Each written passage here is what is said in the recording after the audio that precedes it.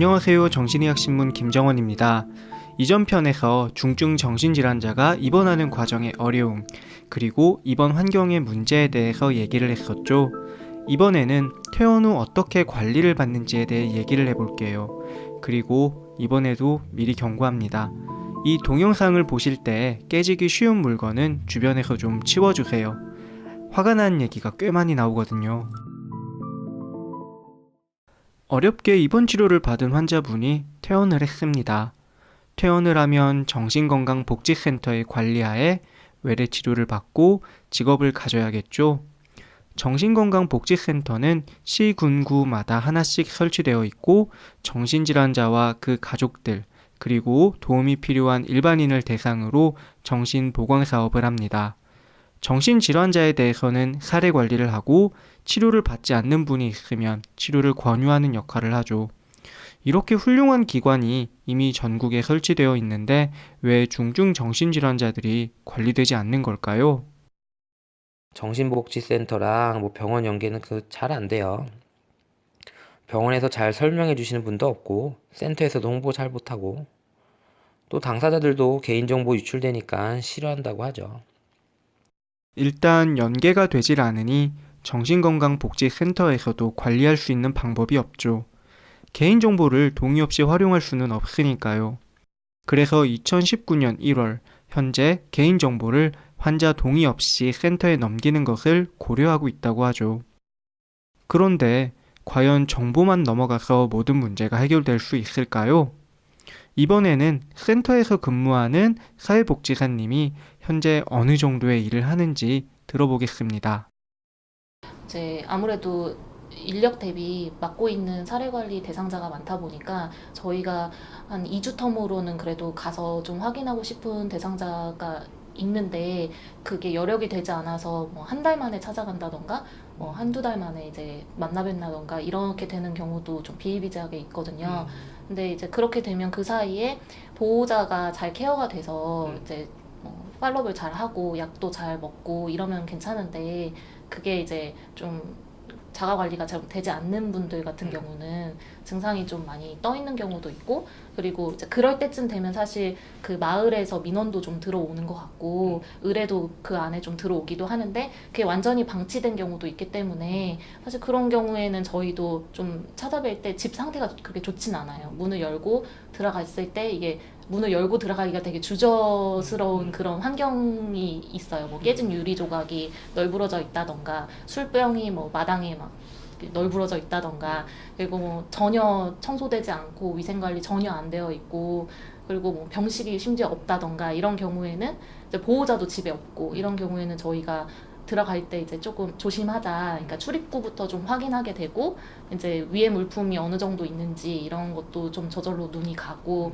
이렇기 때문에 사실 직원들이 또 젊고 여성분들이 좀 많기 때문에 이게 혼자서 간다는 건 좀 생각이 잘 안 들고 둘이 가더라도 사실 좀 조심스러운 부분이 많이 있죠.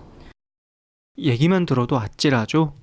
이전 편에서 말한 대로 저비용, 저인력으로 인한 문제가 센터에서도 반복됩니다. 나름 힘이 있는 집단인 병원도 제대로 비용을 받지 못하고 있으니 센터는 오죽할까요? 이 얘기는 일단 접어두고 퇴원을 해서 관리가 되지 않고 있는 중증 정신질환자를 발견한다면 센터는 이분에 대해서 어떤 조치를 취할 수 있을까요? 예를 들면 이제 의뢰가 와서 현장에 갔는데 딱 정말 그 순간에 자타의 위험은 없는 경우가 있어요. 그러니까 뭔가 주민이 한꺼번에 많이 몰린다던가 어떤 공공기관에서 현장에 누군가가 이제 나간다거나 이러면 대상자분들이 조금 위축되거나 이게 뭐지 하고 상황 파악을 하고 행동을 멈춰 있는 경우가 있는데, 봤을 때는 좀 충분히 자타의 위험이 잠재되어 있을 경우는 있지만 현장에 도착했을 때는 상황이 좀 약간 스톱된 것 같은 그런 느낌이 있거든요. 근데 그런 경우에 이제 좀 잘 설득을 해서 병원 치료 권유를 해서 이제 이동을 스스로 하게 되면은 이제 치료에 자발적인 의지가 있다고 보여지는데 전혀 이제 병식도 없고 치료에 대한 의사도 없고 이런 경우에는 설득을 해도 이제 병원으로 이송을 할 수가 없는 상태가 있어요. 그런 경우에는 저희 센터도 사실 이제 그분을 모시고 병원으로 갈 수 있는 권한이 저희 기관에는 없거든요. 근데 이제 민원인 같은 경우에는 이제 철수를 하고 나면 사실 남겨지는 거는 일반 시민들, 주민들, 그리고 그 정신질환 의심자 이렇게 이제 모여서 같이 살아야 하는 상황인데, 이런 경우에 그럼 응급할 때만 경찰이 출동하는 거고 응급할 때만 이런 관련된 종사자들이 나오는 거냐. 그 상황이 항상 케이스가 되게 다양하고 변화가 있는 현장이다 보니까 되도록 이제 시스템이 정리가 딱 돼야 되는데, 그런 게 아니다 보니까 법적인 제한이 걸려 있는 경우가 많아요. 사실 발이 묶여 있는 건 저희거든요. 꼭 치료가 필요하다고 다들 생각은 들어요. 주민이나 뭐 경찰, 그리고 저희 센터 직원분들이 또 봤을 때도 이 사람은 정말 치료가 필요한데 라고 생각이 들고 고민이 되는데, 그 상황에서는 강제로 어떻게 할 수 있는 방법조차도 없고, 그렇기 때문에 저희도 주민들한테 설명드리는 거는 지속적으로 경찰서에 민원을 제기를 해라. 그렇게 되면은 경찰 쪽에서도 저희 쪽의 의뢰를 역으로 다시 줍니다. 이러한 사람이 있으니 가서 한번 면담을 해달라. 면담을 하고 그에 대한 회신을 저희가 보내드리면 이 사람이 추후에 다시 한번 이런 상황이 발생했을 시에는 이번 치료가 꼭 필요합니다라고 이제 회신을 보내는 경우가 있거든요. 그렇게 되면은 이제 나중에 다시 민원이 제기돼서 경찰에 신고가 되면 경찰에서는 그때의 상황에서 이제 판단이 되었을 때 응급 입원을 하는 경우가 또 있습니다. 민원 주신 분들한테 이게 저희가 이분이 인권이 있기 때문에 저희가 입원 절차가 되게 강화가 돼서 이러이러해서 지금 당장 행정 입원은 어려우나 혹시 만약에 정말 위협적인 상황이 있으면 급하게 112에다가 신고를 하셔라. 이렇게 되면 사실 저희 역할을 다 한 것 같지도 않고 실제로 그분에 대한 치료적인 환경을 제공해드리지도 못했고, 이런 경우가 좀 있어요. 정리하면 정신건강복지센터에서는 치료를 거부하는 환자를 강제로 병원에 데려갈 권한이 없습니다. 경찰과 함께 출동을 해도 환자가 그 순간 가만히 있는다면 경찰도 환자를 강제로 병원에 데려갈 수는 없습니다. 그러니 환자 가족과 인근 주민들에게 다시 신고해달라고 부탁하는 방법밖에는 없네요. 이런 일로 한번 출동하면 직원 2분이 반나절 정도 매달려야 한다고 하니 답답하죠. 혹시 인터뷰 내용 중에 행정입원, 응급입원이라는 말을 들으셨나요? 정신건강복지법에는 총 3가지 강제입원이 있습니다. 보호의무자, 즉 가족에 의한 입원, 시군구청장에 의한 입원, 마지막으로 경찰에 의한 응급입원이죠. 이렇게 관리가 되지 않는 환자의 가족들은 대부분 고령이거나 환자가 입원하면 밥을 굶거나 아니면 가족이 아예 없는 경우도 많습니다. 이런 분들은 가족이 없으니 보호의무자에 의한 입원을 할 수 없죠. 그러니 행정입원 혹은 응급입원을 하게 됩니다. 행정입원은 해당 시군구청장의 권한이고 응급입원은 경찰의 권한입니다. 거부하는 환자를 어떻게든 병원에 데려다 주기만 하면 행정입원이나 응급입원은 성공할 수 있을까요?